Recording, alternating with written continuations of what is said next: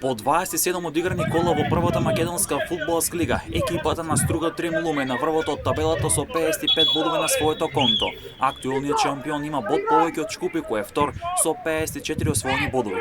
На третото место е Шкендија од Тетово со 52 бодови. Овие три екипи се одвоија од останатите ќе ја водат борбата за излез во Европа, но и за освојување на титулата во домашното првенство. Ке има неизвестна борба за четвртото место на табелата, а токму на четвртото место е Силекс со 37 бодови на своето конто. Место подолу е Тиквеш со 36 бодови. На шестото место е Гостивар исто така со 36 бодови. Брејара Струмица се проби до седмото место со 33 бодови на своето конто, а пак Работничка е на осмата позиција со 31 бод. Најтрофејниот македонски фудбалски клуб Вардар останал на деветото место со 29 бодови. Во бараж зоната е Воска Спорт од Охрид со 28 бодови. Во зоната за директно испаѓање како претпоследна е Брегалница со Штип со 26 бодови, а на ното е Македонија Ѓорче Петров со 25 освоени бодови.